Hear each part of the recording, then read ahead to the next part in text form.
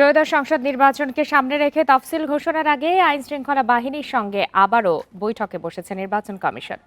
রাজধানীর আগারগাঁওয়ের নির্বাচন ভবনে সকাল 10:30টায় প্রধান নির্বাচন কমিশনার এএমএম নাসির উদ্দিনের সভাপতিত্বে 4 নির্বাচন কমিশনার, ইসি সচিব সহ বিভিন্ন বাহিনী ও সংস্থার শীর্ষ কর্মকর্তারা বৈঠকে অংশ নিয়েছেন।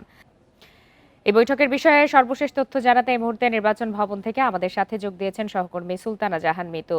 মিতু, বেশ কিছুক্ষণ হলো এই বৈঠকটি শুরু হয়েছে। কি কি বিষয় উঠে আসলো আলোচনায়, এরই মধ্যে কোনো ধরনের ধারণা পেয়েছেন কিনা?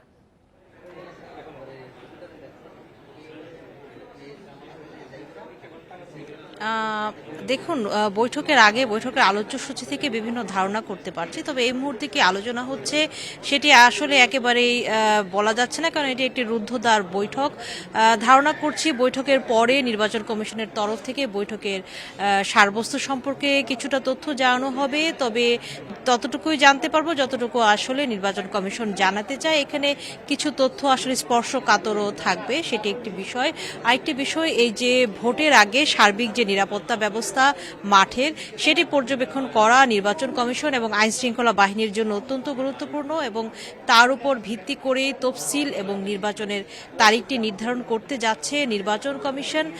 ডিসেম্বর মাস প্রায় শেষ হতে নভেম্বর মাস প্রায় শেষ হতে চলেছে এবং ডিসেম্বরের প্রথমার্ধে তফসিল ঘোষণা করার কথা রয়েছে। তাই তার আগেই আইন শৃঙ্খলা বাহিনীর এই সবশেষ বৈঠকটি অনুষ্ঠিত হচ্ছে।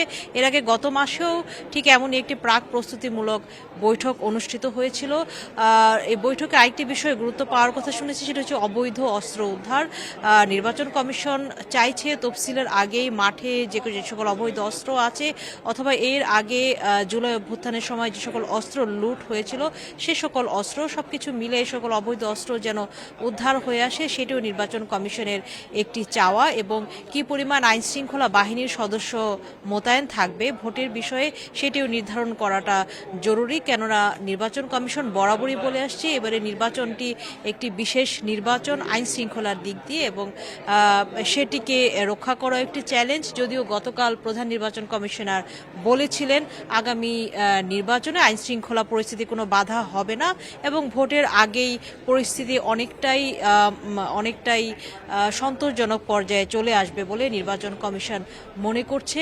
এবার ভোটের মাঠে 7 লাখেরও বেশি আইন শৃঙ্খলা বাহিনীর সদস্য মোতায়েন থাকবে বলে আমরা শুনেছি, এবং এর মধ্যে সিংহভাগই থাকবে আনসার এবং ভিডিপির সদস্যরা, সেটি 5 লাখেরও বেশি। বাকি থাকবে সশস্ত্র বাহিনীর সদস্য, কোস্টগার্ড, পুলিশ বাহিনীর সদস্যরা মোতায়েন থাকবে। তাই এত বিশাল পরিমাণ বাহিনী দিয়ে ভোট আয়োজন করতে গেলে নির্বাচন কমিশনের স্বভাবতই কিছুটা প্রস্তুতির দরকার আছে। তবে আইন শৃঙ্খলার বাইরেও আরও একটি বড় চ্যালেঞ্জ আছে, যেটি হচ্ছে অনলাইন মাধ্যমে ঘটে যায়। সেটি হচ্ছে এআই দিয়ে কোনো অপতথ্য ছড়ানো অথবা অনলাইন মাধ্যমে বিভিন্ন অপতথ্য ছড়ানো, ভোটের আগে যেটি বরাবর হয়ে থাকে। এবার সেই ঝুঁকিটিকে আরও বেশি দেখছে নির্বাচন কমিশন, যেহেতু এআই প্রযুক্তি হালে একেবারেই নতুন, তাই সেটিকে কিভাবে নিয়ন্ত্রণ করা হবে সেটাও নির্বাচন কমিশনের বড় মাথা ব্যথা। এই কারণে কিন্তু তারা বিভিন্ন প্রযুক্তিবিদ বা সংশ্লিষ্ট সকলের সাথে কথা বলে বিভিন্ন নিয়ম কানুন তৈরি করছেন, যাতে অনেকটা বা কিছুটা হলেও আসলে এগুলো নিয়ন্ত্রণের মধ্যে নিয়ে আসা যায়। ভোটের খুবই গুরুত্বপূর্ণ বৈঠক চলছে এই মুহূর্তে নির্বাচন কমিশনে। আমরা আপনার কাছ থেকে খানিকটা ধারণা পেলাম, নিশ্চয়ই বৈঠক শেষে আরো বিস্তারিত জানা যাবে। ধন্যবাদ আপনাকে।